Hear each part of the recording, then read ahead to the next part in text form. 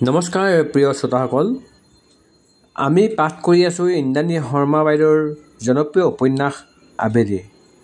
আজি আবেলিৰ 15 নম্বৰ খণ্ড পাঠ কৰিব লৈছোঁ।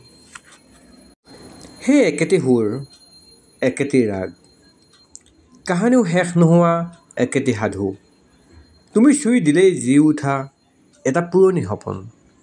মই বাকচ খুলি এমুঠি জোনাক খৰচ কৰোঁ তোমাৰ নামত, কেৱল তোমাৰ নামত। চিলা এখন হৈ উৰি যাওঁ কেতিয়াবা, তুমি নিজলৈকে টানি আনিবা বুলি উৰি থাকোঁ। বতাহে কোবাই লৈ যাব খোজে, মই কিন্তু উভতি আহোঁ তোমাক বিচাৰি। ৰছীডাল টানি ধৰিবা সোণ, তুমিতো জানাই প্ৰেমৰ আন এক নামেই ধুমুহা। আগান আঁতৰি আহিল। বেলিৰ পিছফালে ৰৈ এইবাৰ তাইৰ কাণৰ কাষত ক'লে, এতিয়াও ভাল নালাগে মোক। উচপ খাই উঠিল বেলি। নজনাকৈয়ে ভৰি আহিল তাইৰ চকু, ঠিক তাইৰ ভৰি অহা বুকুখনৰ দৰে। কেৱল নিয়ম আৰু বান্ধোনতে জীয়াই আছিল অতদিন। ভাল পোৱা, কেৱল ভাল সপোন, আৰু এটা দামী সপোন। যিটো সপোন দেখিবলৈ বৰ ভয় কৰিছিল তাই। দেউতাক নোহোৱা হোৱাৰ পৰাই বৰমাকে কৈছিল, সাৱধানে চলিবি মাজনী, পৃথিৱীখন সলনি হৈছে। কিয় তেনেকৈ কয় সেয়া বুজিবলৈ তাইক বেছি সময় নালাগিল। তাইৰ দৰে ছোৱালী এজনী বদনামী হ'বলৈ বেছি সময় নালাগে। এয়া এটা পৰম্পৰা, চলি আহিছে, চলাই আনিছে তাইৰ মাক, বাবুলহঁতৰ দৰে কিছুমান মানুহে। সিহঁতৰ ঘৰলৈ কোন আহিছে, কোনে হাতত কিমান ডাঙৰ টোপোলা আনিছে, আবেলিয়ে গধূলি সময়ত কাৰ দোকানলৈ গৈছে, কোনজন মাছৰ বেপাৰীয়ে সিহঁতৰ ঘৰৰ সন্মুখত মাছ কাটিছে, এই সকলোবোৰ কথাৰ সৈতে নজনাকৈয়ে সাঙুৰ খাই আছে বেলিৰ চৰিত্ৰ। মাকে ভাল কাপোৰ এসাঁজ পিন্ধিলেও ওচৰৰ মানুহে কয়, গাভৰু জীয়েকৰ এডভাৰটাইজ দি দি কাক ঠগি আছে ঠিক নাই। ইমানৰ পাছতো মাক সলনি নহয়, কিন্তু বেলি বহুত দিনলৈ জলকা লাগে। কথা ক'বলৈ ভয় লাগে তাইৰ। কেতিয়াবা বৰমাকক কৈ বুকুখন পাতলাই, কেতিয়াবা তাকো নকৰে। নিজক লৈ অধিক সচেতন হয় তাই। তাই জানে ক'ৰবাত অকণমান খেলিমেলি হ'লেই দপ দপকৈ জ্বলিব জুই একুৰা। আঙঠাত হাত সেকিবলৈ ভিৰ লাগিব মানুহৰ। দূৰলৈকে উৰিব কুকুহা। তাৰ পাছত আৰু বেলি জীয়াই থাকিব পাৰিবনে? বৰমাকে বুজে এইবোৰ কথা। সেইবাবে চৰাই পোৱালি এটিৰ দৰেই তাইক দেউকাৰ দি ঢাকি ৰাখিছে অতদিনে। আৰু অৱচেতন মনত অনবৰতে ঘূৰি থকা এই অহেতুক চিন্তাই বেলিক প্ৰথমবাৰৰ বাবে ভাল পোৱাৰ ইমান সুন্দৰ পল এটাতো সুখী হ'বলৈ দিয়া নাই। ইমান মিঠা আজিৰ এই মুহূৰ্তত ভাল লগাৰ সমানে ভয়ত কঁপিছে বেলি। তাই পাপ কৰা নাইতো? যদি বৰমাকে গম পায়, যদি কলেজত গম পায়, ৰতালীক ক'ব পাৰিনে এই কথা? বেলি, ক আকৌ, অলপো ভাল নালাগে মোক। বেলি, মই ৰৈ আছোঁ। লাগে, বহুত ভাল লাগে, মই ক'বহে নাজানো। আগানৰ লগতে নিজকো আচৰিত কৰি পিছলৈ ঘূৰি আগানক জোৰেৰে সাবটি ধৰিলে বেলিয়ে। প্ৰস্তুত নাছিল আগান। হঠাৎ অহা বেলিৰ মৰমৰ বানে দুখোজ পিছুৱাই লৈ গ'ল তাক। ডাইনিং টেবুলখনত ভেজা দি যেনে তেনেহে ৰ'ল সি। বেলিৰ যেন খবৰেই নাই। এই মুহূৰ্তত তাই চাগৈ এই পৃথিৱীতে নাই। তাই আছে কেৱল আৰু কেৱল আগানৰ বুকুত। আপুনি নেযাবচোন। আগানৰ বহল পিঠিত থকা বেলিৰ হাত দুখন আৰু অলপ টান কৰি দিছে তাই। যেন কেৱল কথাৰেই নহয়, হাত দুখনেৰেও ৰখাই থ'ব আগানক নিজৰ ওচৰতে, বিচাৰিলেই ঢুকি পোৱাকৈ। আচৰিত হৈছে আগান, লগতে অভিভূতও। কি কৰিলে বেলিয়ে জানেনে? সঁচাকৈ একো নাজানে তাই। এনেকৈয়ে আবেলি গছবোৰ সাবটি ফুৰে আগতে। তাইক সেইবাবে যখিনী বুলিও কৈছিল বৰদেউতাকে। দূৰৰ পৰা চাই থাকে আগানে। ভৰ দুপৰীয়া চবেই জিৰণি লোৱা সময়ত বেলি জলফাই গছজোপাৰ তলত গৈ থৰ লাগে। কিবা কিবি কৈ শেষত গছজোপা টেপা মাৰি ধৰে। কোনোবাই দেখে বুলিও ভয় তাইৰ। টিউবৱেলৰ পৰা পানী অকণমান নি গুৰিটোত ঢালি থৈ লৰালৰিকৈ আঁতৰি যায়। এদিন আগানৰ ওচৰত ধৰা পৰি পলাব খোজোতেই আগভেটি ধৰিছিল সি। গছবোৰ কিয় সাবটি ফুৰ? এনেই নহয়, মই জানো। সঁচা কথা ক। দেতা গছ হ'ল, মই জানো। তেজীমলাৰ সাধুটো মই বেয়া পাইছিলোঁ। তেতিয়া দেতাই নিজৰ সাধুকথা কয়। সাধুটোত দেতা মৰি গছ হয়, ডাঙৰ গছ। তাৰ পাছত চবকে চাহ দিয়ে, ফল দিয়ে, খৰি দিয়ে। তাৰ পাছত এদিন মই সাবটি ধৰি দেতা দেতা বুলি মাতি থাকোঁতে তেতিয়া দেউতা আকৌ মানুহ হৈ যায়। বেলিয়ে নাজানে দেউতাক কোনজোপা গছ হ'ল। সেইকাৰণে যেতিয়াই ডাঙৰ গছ দেখে বহু সময় সাবটি থাকে। আগতে মানুহে দেখাকৈ পাছলৈ মনে মনে। আজি যে কেনেকৈ ধৰা পৰি গ'ল আগানৰ সন্মুখত। আচৰিত হয় আগান। 13 বছৰ বয়সত এনেকুৱা কথা কোৱা ছোৱালীজনী সঁচানে? বৰদেউতাকে বুৰ্বক বুলি কোৱা ছোৱালীজনী সঁচাই মূৰ্খ নেকি বাৰু? তই এতিয়াও এইবোৰ বিশ্বাস কৰ? তই মাতিলে দেতা আকৌ মানুহ হৈ যাব? সাধুটোৰ শেষৰখিনি এতিয়া আৰু সঁচা নহয় বুলি মই জানো। তথাপি দেতা বুলি ভাবি এনে ধৰি ভাল লাগে। নিজৰ লাগে। তাতেনো আপোনাৰ কি আহে যায়? খং কৰি নাক ফুলাই আঁতৰি যোৱা ছোৱালীজনীলৈ তেতিয়াৰে পৰা কি যে এক মোহ জন্মিছিল তাৰ মনত। কথাটো মনত পৰি আগানৰ চকুকেইটা সেমেকি আহিল। বেলিয়ে তাক এনেকৈ ধৰাৰ অৰ্থ এটাই, আগান এতিয়া আবেলিৰ নিজৰ মানুহ। কোমল মনৰ ছোৱালীজনীৰ মনলৈ সোমোৱা বাটটো বৰ কঠিন। কিন্তু এবাৰ মনত স্থান দিয়া মানুহক পাগলৰ দৰে ভাল পায় বেলিয়ে। বেলি, আৰু কিবা কবি? কিবা সুধিবি মোক? ঢেৰ কথা আছে আগান। বেলিৰ বুকুৰ ভিতৰে বাহিৰে অলেখ কথাৰ ভিৰ। আহিন মাহৰ শেৱালি ফুলৰ দৰে কিছু তল সৰা কথা, আঘোণ মাহৰ পকা ধানৰ দৰে মুঠি মুঠিকৈ ওলমি থকা কথা। কথাৰ পিঠিত উঠি বহুদূৰ গুচি যাব পৰাকৈ ভৰি আছে বেলিৰ ভিতৰ চৰা। কিন্তু আৰম্ভ ক'ত, শেষ ক'ত? কোৱা যায়নে আগানক?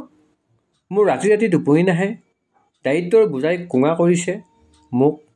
মাহৰ শেষৰ বজাৰৰ হিচাপ মিলাবলৈ কেতিয়াবা অলপ কমকৈ খাওঁ মই। ভাইটিৰ কথা ভাবিলে ভয় লাগে। মাৰ কষ্ট দেখি দুখ লাগে। এইবোৰ বেয়া লগা কথা। তেন্তে কি কোৱা যায়? পোৰা আলু পিটিকাখনত অলপ সৰহকৈ মিঠাতেল দি খাই ভাল লাগে মোৰ। বিচনাৰ সকলো কাপোৰ বগা হ'লে ধুনীয়া দেখোঁ মই। ঈশ্বৰৰ ওপৰত অগাধ বিশ্বাস মোৰ। নিজকে ভাল নেদেখোঁ যদিও বৰমাৰ কাপোৰ পিন্ধি সাজি কাচি ভাল পাওঁ। ভাতৰ লগত আম খাই ভাল পাওঁ। আৰু যে বহুত কথা। এইবোৰ কথা ক'বলৈ সময় হ'বনে কেতিয়াবা? আগানৰ সময় হ'বনে শুনিবলৈ? আগানৰ বহল বুকুখনত মুখ গুজি তাকেই ভাবি থাকিল বেলিয়ে। নেলাগে থাকক। মাজত কেইটামান ঘণ্টা মাত্ৰ। গুচি যাব আগান।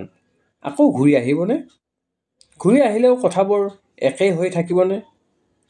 আপুনি নেলাগে যাব। এই এটা বাক্য ক'বলৈ তাইৰ সাহস নাছিল, ইচ্ছাও নাছিল। কোনো নহ'লেও চলি যাব তাইৰ জীৱন। এই ধাৰণা সলনি কৰিব খোজা নাছিল তাই। কিন্তু আৰু নোৱাৰি। সদায় আগানক এবাৰ মাত্ৰ চাব খোজে তাই। কেতিয়াবা বেলি বুলি সি মতা মৰমৰ মাত শুনিব খোজে। তাৰ হাতেৰে ভাত এমুঠি খাব খোজে। মাত্ৰ এইখিনি আশা। ইয়াতকৈ বেছি কেতিয়াও বিচৰা নাই তাই। কেতিয়াও কল্পনাও কৰা নাই। তাই ধুনীয়াকৈ সজাই কথাকেইটা ক'ব নাজানে। আৰু আগানে বাৰু বুজি পাবনে তাইৰ আকুল প্ৰাৰ্থনা? মূৰ তুলি চাই এইবাৰ আগানলৈ চালে। চকুত তাইৰ বাবে থকা আটাইখিনি একেলগে থূপ খাইছেহি। অকণমান পানী থকা চকুকেইটা সৰু কৰি সি তাইলৈ চাই আছে। তাৰ এখন হাত তাইৰ চুলিত। এই মানুহটো যদি মিছা, গোটেই পৃথিৱীখনেই মিছা। এই ভালপোৱা যদি মিছা, পৃথিৱীৰ সকলো সম্পৰ্কই মিছা। আগানৰ মাজত বৰমাকৰ দৰে কোমলতা আছে, মমতা আছে। আগানৰ মাজত তাইৰ দেউতাকৰ দৰে সততা আছে। ভাল পায় তাই আগানক। এৰা, মানুহে এই সম্পৰ্কক যি নামেই নিদিয়ক, বেলিৰ বাবে এয়াই ভাল পোৱা, প্ৰথম আৰু শেষ ভাল পোৱা। আবেলি, ভালকৈ থাকিবি শুন। শুন, আজিলৈকে বৰমাকেও এনেকৈ মতা নাই তাইক। উফ, এষাৰ মৰমৰ মাতে মানুহক এনেকৈ চুই যাব পাৰে, জনাই নাছিল তাই। বেলিৰ এনেকুৱা লাগিল আজি দৌলত কৰা তাইৰ প্ৰতিটো প্ৰাৰ্থনা ভগৱানে শুনিছে। অতদিনে বঞ্চিত হৈ থকা মৰমৰ ভাগ আজি দুহাত খুলি দিছে মহাদেৱে। এইবাৰ তাইৰ কপালত চুমা এটা আঁকি দিলে আগানে। চুলিত হাত ফুৰাই কৈ গ'ল আগানে, মই অকলেই যথেষ্ট বেলি, তয়ো কৰিম বুলি ভবাখিনি অকলেই কৰিব পাৰিবি। মই মাত্ৰ তোৰ ভাগৰ লাগিলে অকণমান সহায় কৰি দিম। মোৰ ভাগৰ লাগিলে তই কৰিবি। আমি একেলগে বহু দূৰ যাব লাগিব। বৰমা আৰু তোৰ ওচৰলৈ মই সোনকালেই ঘূৰি আহিম। সোনকালে আহিব? আহিম, আই প্ৰমিছ। আগানৰ অভিমানীয়ে কেৱল আবেলিকে নহয়, অৰুন্ধতীকো চুই গ'ল। বিচনাখনত বহি তেওঁ হাত দুখন জোৰ কৰি ঈশ্বৰক ধন্যবাদ দিলে। আবেলি আৰু আগানৰ মাজত তেওঁ অতদিনে নিজৰ আৰু প্ৰসন্নৰ আধৰুৱা প্ৰেমৰ কাহিনীটোকে দেখি আহিছে। সেয়ে হয়তো ভয় খাইছিল, কিন্তু আজি আগানৰ কথাবোৰে সেই ভয় ভাঙিছে। আগান সাহসী, বেলিও অৰুন্ধতীৰ দৰে দুৰ্বল নহয় বেলি, অভং, একাচেকা। আৰু আগান সময় সাপেক্ষে স্বাৰ্থপৰ, ভীষণ স্থিৰ, প্ৰসন্নৰ দৰে অতি উদাৰ নহয়। এৰা, আগান বেলি আজিৰ মানুহ, সিহঁতে কষ্ট নাপায়। আঁঠুটোত ধৰি যেনে তেনে বিচনাৰ পৰা উঠিছিলহে তেওঁ, হঠাৎ কাণত পৰিল বাক্যশাৰী, শুনি আকৌ বিচনাত ধমহকৈ বহি দিলে। এইবোৰ কৰিবলৈকে ইয়াত আহি সোমাই আছহি? বেলিৰ মা, আজি অত বছৰে সেইফালে মুখ তুলিও নোচোৱা মানুহজনী কিয় আহিছে আজি? কি দেখিলে তেওঁ? বিষ কোব পাহৰি লৰালৰিকৈ ওলাই আহিল অৰুন্ধতী। ডাইনিং হলত অপৰাধীৰ দৰে তলমূৰ কৰি আছে আবেলি, তাইৰ কাষত আগান। সিহঁতৰ পৰা কিছু আঁতৰত ৰণচণ্ডীৰ মূৰ্তি ধৰি আবেলিৰ মাক। হেয়া প্ৰভু, এয়া কি কৰিলা তুমি? বৰমাকক দেখি বেলিৰ চেপি ৰখা কান্দোনটো ওলাই আহিল। আগানে আগবাঢ়ি আহি আবেলিৰ মাকক কিবা ক'ব খুজিছিল, কিন্তু সুযোগেই নিদিলে। পূৰ্ণহতীয়া এটা চৰ তাৰ গালত বহুৱাই দিলে। ভনীয়েৰ হেন ছোৱালীজনীৰ গাত হাত দিবলৈ লাজ নালাগিলনে? মাৰ বাপেৰে ইফালে ডাঙৰ মানুহ, কলেজত চাকৰি কৰে, ল'ৰাৰ চৰিত্ৰ এয়া। আৰু আপুনি ক'ত মৰি আছিলে? ইহঁত হালে এইবোৰ কৰি আছে যে গম পায়নে? হে প্ৰভু, কি কৰিম মই এতিয়া? চব শেষ কৰি দিলি তই। আৰু কি কৰিলি কোনে জানে? গাত লেঠা হ'লে কিন্তু মই কাকো সুৰাই নেৰোঁ। বৰ বাপেৰৰ বৰ চুৰিয়াৰ ফেৰ নচলিব মোৰ আগত। সমাজ পাতি সোপাৰে কাপোৰ খুলি দিম কৈ থৈছোঁ। চিহ, এইজনী তাইৰ মাক। এই অসভ্য মানুহজনীয়ে জন্ম দিছে বেলিক। মাকেই যদি এনেকৈ ভাবিব পাৰে, আনলৈ কি থাকিল? বেলি আৰু আগানে শৰীৰৰ আহ্বানত কাষ চপা নাই। এই ভালপোৱা কেৱল শৰীৰতে আবদ্ধ কৰিব পাৰিলে কেনেকৈ? তাই আৰু আগানৰ মাজত কি আছে সেয়া এই মানুহজনীয়ে বুজি পাবনে? একো নুবুজাকৈ, নজনাকৈ কেৱল এটা মুহূৰ্তৰ ছবি এখনক লৈ মাকে এয়া কি কৰি পেলালে বেলিৰ লগত? কি কৰিলে আগানৰ লগত? আগানলৈ চাই তাই চকুত খং ৰাগ একো নাই। কি আচৰিত, আপুনি ভুল বুজিছে খুৰী। মোৰ ইণ্টেনশ্যন ইংলিছ মাৰিব নালাগে বোপাই। আমাৰ এই বাৰু বুৰ্বক, তুমি পঢ়া শুনা কৰি কি শিকিলা? খং নকৰিবাচোন অৰুণা, ইহঁত ইমান বেয়া ল'ৰা ছোৱালী নহয়, মই জানো নহয়। আপুনিই য'ত কুটৰ ঘাই। মোৰ ছোৱালীজনীক বস্তু দি দি চাকৰিজনী বনালে, এতিয়া ডেকা ভতিজাকৰ মন ভাল লগাবলৈ ৰাখিছে তাইক। মৰি যাওঁ যেন লাগিল আবেলিৰ। ইমান অপমান সহিব নোৱাৰে তাই। তাকো নিজৰ মাকৰ পৰা। মোক চম্ভালি কথা ক'ব আপুনি। বৰমা বা বেলিৰ একো দোষ নাই ইয়াত। কি ক'বলৈ আহিছে মোক কওক। এইবাৰ আগানৰ খং উঠিছে। বেলিৰ মাকৰ সন্মুখত স্থিৰ হৈ ৰৈ আছে আগান। বৰমাক আৰু বেলিৰ ঢাল হৈ, আজিৰ পৰা তোৰ ইয়ালৈ অহা বন্ধ। বল। বেলিৰ হাতত ধৰি চোঁচৰাই লৈ গ'ল মাকে। ৰখাবলৈ যোৱা আগানক হাতখনত থাপ মাৰি ধৰিলে বৰমাকে। এতিয়া নহয়। What the fuck? Is Shi made? লেঠা মানে কি? হোৱাট ডাজ শ্বি মিন?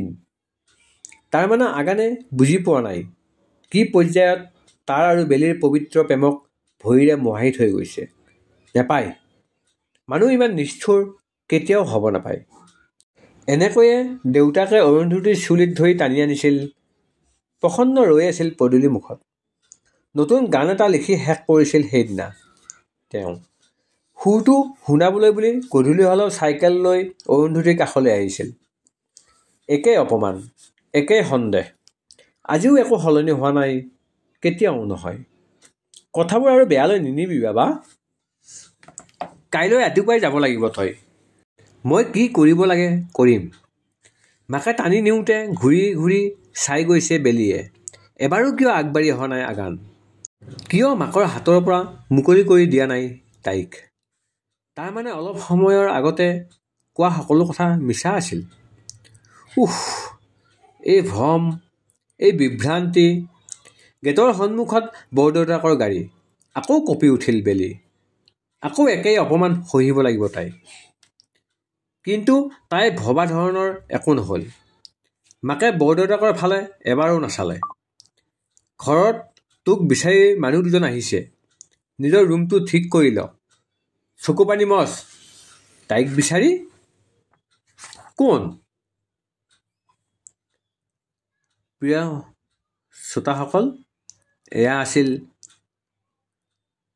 ইন্দ্ৰাণী শৰ্মা বাইদেউৰ 15 নম্বৰ খণ্ড। আশা কৰোঁ আপোনালোকে মোক যথেষ্ট সঁহাৰি দিব আৰু মোক ফ'ল' কৰিব। ধন্যবাদ।